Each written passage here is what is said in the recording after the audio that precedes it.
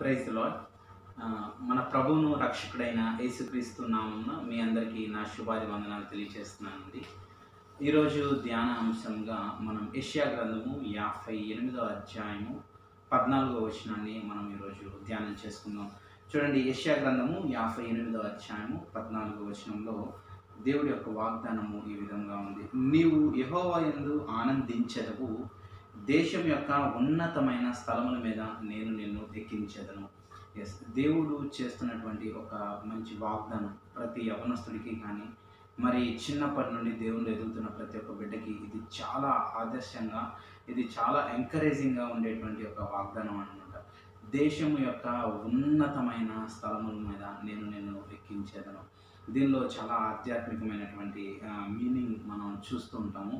దేవుని యొక్క వాక్యంలో ఉన్నత స్థలము అనేది దేనికి పోల్చబడి ఉన్నది? ఆ ఉన్నత స్థలంలో దేవుడు ఏం చేస్తాడు, మనల్ని ఉన్నతమైన స్థలాలకి తీసుకొని వెళ్ళి ఏం చేస్తాడు అనేది ఈరోజు చూద్దాం. అసలు ఉన్నత స్థలంలో ఏముంది అనేది మనం వాక్యం లోతులో మనం ఆలోచించేద్దాము. దేవుడి యొక్క దావీదు కీర్తనలో ఒక దగ్గర ఈ విధంగా ప్రార్థన చేస్తాడు. కీర్తనలు 61వ కీర్తన మొదటి 2 వచనాలు చూసుకుంటే, నేను ఎక్కింపలేనంత కొండపైకి నన్ను ఎక్కించుము. దేవుడు దావీదు చేస్తున్నటువంటి ప్రార్థన ఏంటంటే, నేను ఉన్నతమైన స్థలము, నేను ఎక్కలేనంత స్థలము నీవు నన్ను ఎక్కించు దేవా అని ప్రార్థన చేస్తున్నాడు. దేవుని యొక్క ఆలోచన, దేవుని యొక్క తలంపు, దేవుని యొక్క చిత్తము ప్రతి ఒక్కరి పట్ల అలాగే ఉంటుంది. మన దేవుడు ఎంతో గొప్ప దేవుడు కాబట్టి, మన దేవుడు ఎంతో ఉన్నతమైనటువంటి స్థలంలో దేవుడు ఉన్నాడు కాబట్టి, ఆయన ప్రజలమైనటువంటి మనల్ని కూడా ఆయన ఉన్నతమైనటువంటి స్థానాల్లో చూడాలని మన దేవుడు ఎప్పుడు ఆశపడుతూ ఉంటాడు. చూడండి, దేవుడు ఇచ్చినటువంటి ఒక స్టేట్మెంట్ యెషయా గ్రంథము 45వ అధ్యాయము మొదటి నుండి 5 వచనాల్లో కనుక మనం చదువుకుంటే, అక్కడ దేవుడు ఒక మంచి ఆదరణతో కూడినటువంటి ఒక మాట మనం అక్కడ చూస్తాము. చూడండి, యెషయా గ్రంథము 45వ అధ్యాయము మొదటి 5 వచనాలు మనం చూసుకుంటే, నేను నీకు ముందుగా పోవచ్చు, మెట్టగల స్థలము సరాలము చేసేదను, ఇత్తడి తలుపులను పడగొట్టేదను, ఇనప గడియను విడగొట్టేదను, పేరు పెట్టి నిన్ను పిలిచిన ఇశ్రాయేలు దేవుడైన యెహోవాను నేనే అని నీవు తెలుసుకున్నట్లు, అంధకార స్థలంలో ఉంచబడిన నిధులను, రహస్య స్థలంలో మరుగైన ధనమును నీకు ఇచ్చేదను. దేవుడు మన నుండి ఏం కోరుకుంటున్నాడు? దేవుడు ఉన్నతమైన దేవుడు. ఆయన ఎంతో ప్రేమ కలిగిన దేవుడు. ఆయన మన పట్ల ఎంతో ప్రేమని చూపించే దేవుడు, మనల్ని ఆదరించే దేవుడు, మనల్ని ఎప్పుడు కూడా ఉన్నతమైన స్థలాల్లో ఆయన పెట్టేటువంటి దేవుడుగా మన దేవుడు ఉన్నాడు. సో ఇలాంటి దేవుడు మన నుండి కోరుకునేది ఏంటి? మన నుండి ఆయన కోరుకునేది ఏమీ లేదు. మనం ఆయనతో సహవాసం చేసి, ఆయన యందు మనం భయభక్తులు కలిగి, ఆయన యందు మనం జీవిస్తే, ఆనోకు ఏ విధంగా 300 సంవత్సరాలు దేవుడితో నడిచాడు. ఇట్స్ సచ్ ఎ బ్లెస్సింగ్ కదండి. ఎంత 300 సంవత్సరాలు దేవునితో నడుస్తూ పిల్లల్ని కంటూ ఉన్నాడంట. సో దేవుడితో నడిచినటువంటి ఆ అనుభవం అది చాలా ఉన్నతమైనటువంటి అనుభవం. మనం గనక దేవుడితో గనక నడిస్తే నిజంగా దేవుడు మనల్ని చెయ్యి పట్టుకొని మనం నడిపిస్తాడని అదే మొదటి నుండి 5 వచనాల్లో మనం చూస్తూ ఉంటాం అన్నమాట. సో దేవుడు మనల్ని ఏం చేస్తాడు? ఉన్నతమైన స్థలాల్లోకి ఎక్కిస్తాడు. ఉన్నత స్థలంలో ఏముంది? ఉన్నత స్థలము అనేది దేనికి సాదృశ్యంగా ఉంది? ఈరోజు బైబిల్ నుండి కొన్ని అంశాలు మనం చూద్దాము. ఉన్నతమైన స్థలంలో ఎక్కించమని దేవుడు కూడా దావీదు కూడా దేవుణ్ణి ఒక దగ్గర ఈ విధంగా ప్రార్థన చేస్తాడు. కీర్తనలు 18వ కీర్తన 33వ వచనం ప్రకారము, ఆయన నా కాలును జింక కాలు వలె చేసి ఉన్నాడు, ఎత్తైన స్థలముల మీద నన్ను నిలుపుచున్నాడు. దావీదు చేస్తున్నటువంటి ఈ ప్రార్థన నిజంగా దావీదు జీవితంలో మనం చూసుకుంటే, దావీదుని దేవుడు చాలా ఉన్నతమైనటువంటి స్థానంలో పెట్టాడు. దావీదు అలాంటి ఇంత గొప్ప రాజు, ఈజ్ గ్రేట్ కింగ్ డేవిడ్ అని అంటారు. అంత గొప్ప రాజు, మహారాజు అనే అంత ఉన్నతమైన స్థలంలో దేవుడు దావీదుని పెట్టి ఉన్నాడు. సో ఈ రోజున మనం ఉన్నతమైనటువంటి స్థలము అంటే దేనికి సాదృశ్యము, ఈ ఉన్నతమైన స్థలములో అంటే ఏంటి అనేది మనం చూద్దాం. మొట్టమొదటిగా ఈ లోకంలో ఉన్న మనము దేవుడు మనం ఎవరు మన ఇది చూసుకుంటే, దేవుడు తన మినిస్ట్రీని యేసు ప్రభు వారు 30 సంవత్సరాలలో తన యొక్క సేవని ఆరంభించారు. ఆరంభించినటువంటి ఆ సమయంలో ఎక్కువగా దేవుడు చెప్తున్నటువంటిది ఏంటంటే, పిలాతును కూడా దేవుడు చెప్పాడు, నీవు రాజువా అంటే నీవు అన్నట్టుగా నేను రాజునే అంటాడు. అదేవిధంగా ఆయనది ఈ లోకం కాదని ఒక్క నుంచి చాలా క్లియర్గా దేవుడు చెప్తాడనమాట. చూడండి, యోహాను సువార్త 8వ అధ్యాయం 23వ వచనంలో ఈ వాక్యం ఈ రీతిగా ఉంటుంది, మీరు ఈ లోక సంబంధులు, నేను ఈ లోక సంబంధుడిని కాను అని అంటారు. సో ఏంటంటే దేవుడు చెప్తున్నాడు, ఆయన ఈ లోక సంబంధి కాదు, ఆయన ఎంతో ఉన్నతమైనటువంటి స్థలంలో ఉన్నటువంటి వాడు అని దేవుని యొక్క వాక్యంలో మనం చూస్తూ ఉంటాం.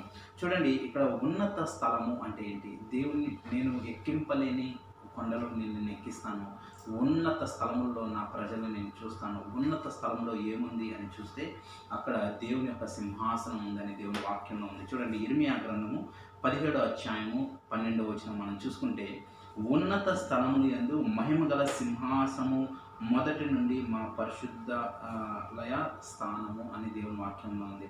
అంటే ఉన్నతమైనటువంటి స్థలంలో ఉన్నది దేవుడు అనమాట. దేవుడు మనల్ని కూడా ఉన్నతమైనటువంటి దేవుడు మనల్ని కూడా ఉన్నతమైనటువంటి అనుభవాల్లో, ఉన్నతమైనటువంటి స్థలాల్లో మనల్ని చూడాలని ఆయన ఆశపడుతున్నాడు. చూడండి, నేను ఒక 3 పాయింట్లుగా చెప్తాను. ఉన్నతమైన స్థలాల్లో ఏముంటాయి, ఉన్నతమైన స్థలము దేనికి సాదృశ్యంగా ఉంది, ఉన్నతమైన స్థలాలకి దేవుడు మనల్ని తీసుకొని వెళ్ళి అక్కడ మనల్ని ఏం చేస్తాడు.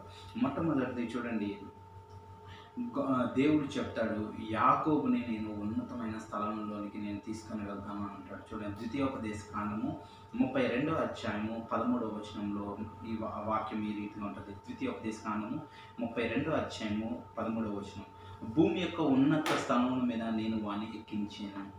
దేవుడు చెప్తున్నాడు, ఉన్నతమైన స్థలంలో, ఉన్నతమైన స్థలంలో అంటే దేవునితో మనం ఉండేటువంటి ఆ యొక్క చోటు, దేవుడు ఉన్నతమైన స్థానంలో ఉన్నాడని మనం చూసుకున్నాం.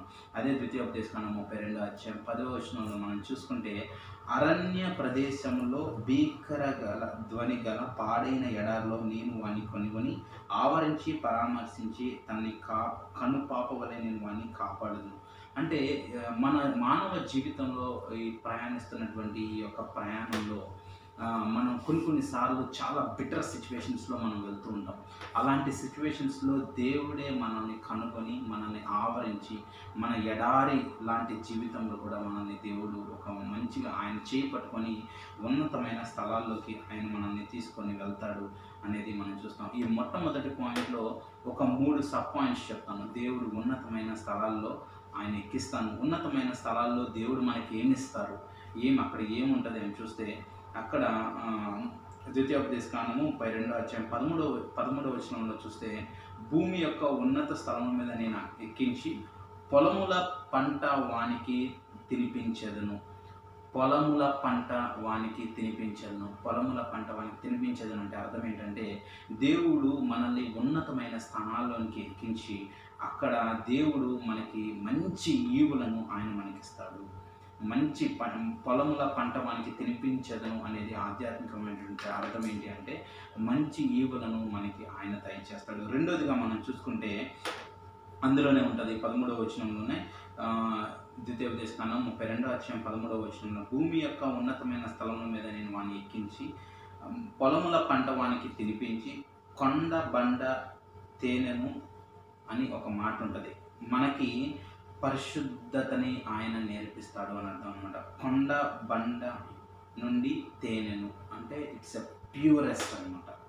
ఇంకా అది ద ఫైనెస్ట్ తేనె అనమాట. సో అలాంటి అనుభవంలో దేవుడు మనల్ని నడిపిస్తాడని దేవుని వాక్యంలో ఉంది. అంటే మనకి పరిశుద్ధతని దేవుడు అక్కడ ఉన్నతమైన స్థలంలో ఆయన మనకి నేర్పిస్తాడు అనేది మనం చూస్తామన్నమాట. మూడోదిగా ఇక్కడ మనం చూస్తే ఏమనుంటుందంటే, దేవుడు మనల్ని ఉన్నతమైన స్థలంలోకి ఎక్కించి ఆయన మనకి ఏం చేస్తాడు అనేది మూడోది అక్కడ మనం చూస్తే, ద్వితీయోపదేశకాండం 32వ అధ్యాయము 13వ వచనంలో ఈ మాట ఉంటుంది, భూమి యొక్క ఉన్నతమైన స్థలముల మీద నేను వాణ్ణి ఎక్కించి పొలముల పంట వానికి తినిపించి కొండ బండ నుండి తేనెను. రెండో పాయింట్ అయిపోయింది. మూడోది, చెక్కుముక్క రాతి బండ నుండి నూనెను అతనికి జుర్రించాను. నూనె అంటే మనకి పరిశుద్ధాత్మ అగ్నితో అభిషేకించేటువంటి ఒక అనుభవం అనమాట. ఉన్నతమైన స్థలాల్లో దేవుడు మనకి ఏం చేస్తాడు అంటే, ఆయన పరిశుద్ధాత్మ అగ్నితో మనల్ని అభిషేకిస్తాడు. అక్కడ అదే కీర్తనము 23:5 కీర్తనలో దావీదు అంటాడు కదా, నా తల అంటి ఉన్నావు, నా గిన్నె నుండి పొర్లుచున్నది. దేవుడు మన తలని అంటి ఉంటాడు. దేవుడు మనకి పరిశుద్ధాత్మ అయినటువంటి ఆ యొక్క నూనెతో మనల్ని ఆయన అభిషేకిస్తాడు అనేది దేవుని వాక్యంలో మనం చూస్తాము. మొట్టమొదటిగా మనం చూస్తున్నాము, దేవుడు ఉన్నతమైన స్థలాల్లోకి తీసుకొని వెళ్ళి ఆయన మనకి ఇచ్చినటువంటి ఆశీర్వాదం. ఇప్పుడు రెండో పాయింట్లోకి మనం వస్తున్నాము. ఇది చాలా ప్రాముఖ్యమైనటువంటి మాట. దేవుడు ఉన్నతమైన స్థలంలోకి మనకి తీసుకెళ్ళి ఆయన మనకి ఏం చేస్తాడు అనేది, ఆయన మనశ్శాంతిని మనకి దయచేస్తాడు. చూడండి, యోబు గ్రంథము 25వ అధ్యాయము 2వ వచనంలో దేవుని యొక్క వాక్యము ఈ రీతిగా ఉంటుంది. అంధకారమున భీకరత్వమును ఆయనకు తోడై ఉన్నవి, ఆయన తన ఉన్నతమైన స్థలములో సమాధానము కలుగు చేసెను. యోబు చెప్తున్నాడు, ఆయన తన ఉన్నత స్థలములలో సమాధానము కలుగు చేసెను.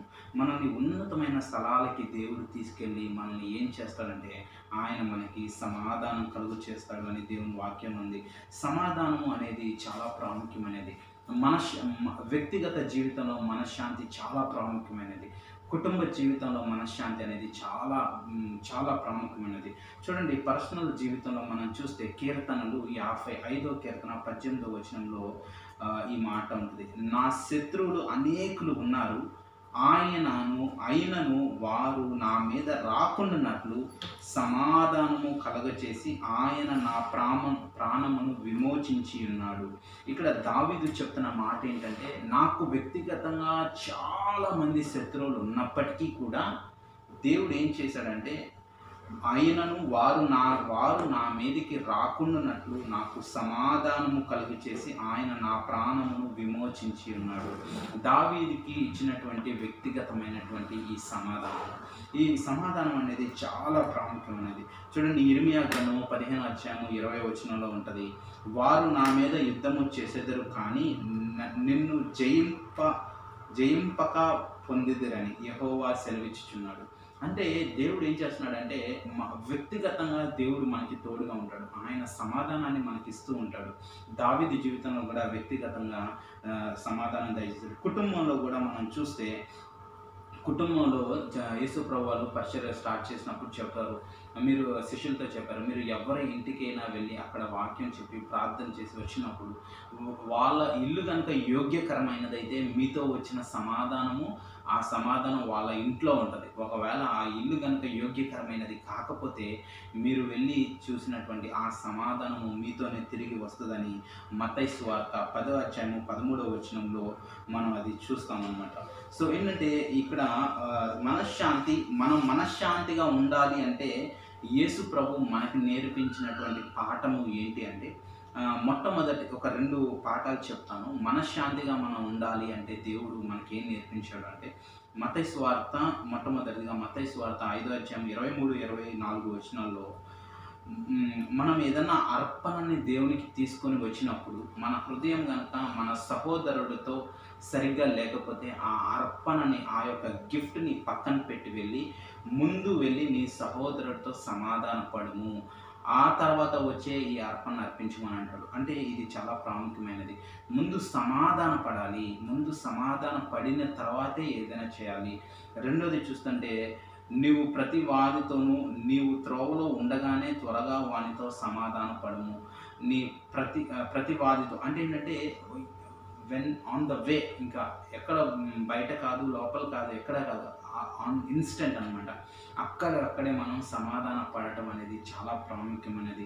ఇస్సాకు జీవితంలో కూడా మనం చూస్తే, ఇస్సాకు జీవితంలో కూడా ఆయన గెరారు, రెహబోతు, బర్షిబా ఈ 3 ప్రాంతములలో కూడా ఫస్ట్ గెరారు, తర్వాత రెహబోతులో బావిలు తవ్వించినప్పుడు ఫిలిస్తీన్లు వచ్చి వాటిని మన్నుతో పూర్తి చేస్తారు. పూర్తి చేసిన తర్వాత మళ్ళీ దేవుడు గెరారును, తర్వాత రెహబాతు, తర్వాత బీర్షిబాలో కూడా ఆయన పంట వేసినప్పుడు 100 పంట ఆయన చూస్తాడు. చూసిన తర్వాత ఏమవుతుందంటే, అక్కడ కూడా శత్రువులు వచ్చి అక్కడ కూడా దాన్ని మన్నుతో పూర్తి చేయడం చేస్తారనమాట.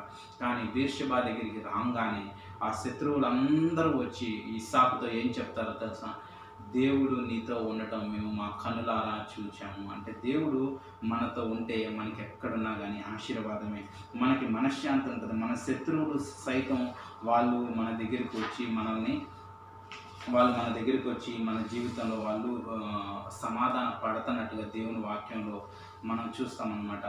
మనం గొర్రెలముగా మనం పోల్చబడ్డాము. మన యొక్క క్రైస్తవ జీవితంలో మనం గొర్రెలుగా పోల్చబడ్డాము. మన కాపరి గొర్రెల కాపరి. ఈ గొర్రెలు ఎన్ని రకాల గొర్రెలు అనేది మనం బైబిల్లో చూస్తుంటే, ఎలాంటి గొర్రెలు అనేది మనం బైబిల్లో చూస్తుంటే, నా యొక్క మెసేజ్ ఇంకొక 2 నిమిషాల్లో కంక్లూడ్ చేయబోతున్నాను. ఈ గొర్రెలు ఎలాంటి అని చూస్తుంటే ఎజికియేలు గ్రంథములో 34వ వచనము 14, 15 వచనాల్లో ఈ విధంగా ఉంటుంది. చూడండి, ఇదే ప్రభువుకు యెహోవా వాక్కు, తప్పిపోయిన దానిని వెతికెదను. మొట్టమొదటిది తప్పిపోయిన వాటిని, రెండోది తొలివేసిన దానిని అంటే రెండో గుంపు, మూడోది గాయపడిన దానిని, మూడో గుంపు గాయపడిన దానిని, నాలుగోది దుర్బలము గల ఉన్న దానిని, అది నాలుగవ గుంపు, ఐదోది కొవ్విన వాటిని. ఈ యొక్క డిఫరెంట్ ఒక గొర్రెలలో కూడా చాలా డిఫరెంట్ గొర్రెలు అన్నమాట. అంటే మానవ జీవితంలో మనం కూడా ఏంటంటే ఈ డిఫరెంట్ తప్పిపోయిన వాటిని, తొలివేసిన వాటిని, అట్లాగా డిఫరెంట్గా ఉన్నటువంటి మన జీవితాలను కూడా దేవుడు మన చేతులను పట్టుకొని ఉన్నతమైన స్థలాల్లోకి ఆయన మనల్ని ఎక్కిస్తాడు. ఎక్కించి మనకి సమాధానం కలుగు చేస్తాడు. ఉన్నతమైన ఆశీర్వాదాలు మనకిస్తాడు. ఉన్నతమైనటువంటి ఈవులను మనకిస్తాడు. ఉన్నతమైనటువంటి కుటుంబంలో సమాధానము, వ్యక్తిగతంగా సమాధానం దయచేస్తాడు. ఆయన మనల్ని ఉన్నతమైన స్థానంలో తీసుకొని వెళ్ళి, మరి ముఖ్యంగా దేవుడితో మనం ఉండడానికి ఆయన ఒక మంచి ఆధిక్యతను మనకు దయచేస్తాడు. మరి ముఖ్యంగా యోగు చెప్తాడు కదా, యోగు ఫైనల్గా ఈ యొక్క మాట చూసుకొని మనం ముగించుకున్నాం. యోగు గ్రంథము 19వ అధ్యాయము 26, 27 వచనాల్లో ఆయన చెప్తాడు, నా జీవితం ఎలా ఉన్నప్పటికీ కూడా నా కన్నులారా నేను ఆయన ఒక దినమున నేను చూస్తాను. నా కన్నులతోనే నేను అతన్ని చూస్తాను. నా విమోచకుడు సజీవుడు, ఖచ్చితంగా నేను అతన్ని చూస్తాను. అంటే యోగు జీవితంలో ఉన్నటువంటి ఒక గొప్ప ఆశ అనమాట. అంటే చూడండి ఒకసారి, యోగు గ్రంథం 19వ అధ్యాయం 26, 27 వచనాల్లో, ఇలాగ నా చర్మం చీకిపోయిన తర్వాతను శరీరంతో నేను నా దేవుని చూచెదను. నా మట్టుకు నేనే చూచెదను, మరి ఎవరూ కాదు. నేనే నా కన్నులారా నేను నా దేవుని చూచెదను అని దేవుడితో యోగు చెప్తాడనమాట. దేవుని యొక్క ఉన్నతమైనటువంటి అనుభవాలు చాలా చక్కగా దేవుడితో మన దేవుడు వాగ్దానం చేసిన రీతిగా మనందరి జీవితంలో కూడా ఉన్నతమైనటువంటి అనుభవాల్లోకి దేవుడు మనల్ని నడిపించలాగున దేవుడి యొక్క వాక్యాన్ని ప్రేమిద్దాము. దేవుడే వాక్యమై ఉన్నాడని మనకి అందరికీ తెలుసు. దేవుడు తన వాక్యం ఎంతో శక్తి గలది. ఆ వాక్యమును అందరినీ, ఆ వాక్కుని పంపి మనల్ని బాగు చేస్తాడని దేవుని వాక్యం. మనం ఈ లోకంలో అనారోగ్యంతో ఉన్నప్పటికీ కూడా, మన మానసికంగా రోగం అయిపోయినప్పుడు కూడా, మన హృదయం రోగం అయిపోయినా కానీ, మన తలంపులు రోగం అయిపోయినా కానీ, ఆయన తన వాక్కును పంపి మనల్ని బాగు చేస్తాడు. కనుక దేవుడి యొక్క వాక్యంని మనం ప్రేమిద్దాము, వాక్యాన్ని ధ్యానిద్దాము, వాక్యాన్ని హత్తుకుందాము. ఆ వాక్యమే మనల్ని నిత్యత్వానికి తీసుకెళ్తుందన్న సత్యాన్ని మనం ఈరోజు మర్చిపోవద్దు. నేను మీకు వచ్చిన ప్రార్థన చేసి ముగించుకున్నాను. మమ్మల్ని మిక్కిలిగా ప్రేమిస్తున్న మా ప్రియ పరలోకపు తండ్రి, మీకు వందనాలయ్యా. నైనా మీరు ఉన్నతమైన స్థలాల్లోకి మమ్మల్ని నడిపించి, మీరు మాకు ఇచ్చినటువంటి అనుభవాలను బట్టి నీకు వందనాలు, మాకు ఇచ్చినటువంటి ఆశీర్వాదాలను బట్టి వందనాలు. ఎంతమంది అయితే ఈ యొక్క వీడియో చూస్తున్నారో వాళ్ళందరినీ ఒకసారి జ్ఞాపకం చేసుకోండి. నేను ఉన్నతమైన స్థలాలకు వాళ్ళని ఎక్కించండి, సహాయం చేసి మహిమ పొందుకోమని నా ప్రభువును, నా ప్రియ రక్షకుడైన యేసుక్రీస్తు అతి శ్రేష్ఠమైన నామములో ప్రార్థన చేసి వేడుకొని పొందుకున్నాం తండ్రి. Thank you so much and may God bless you.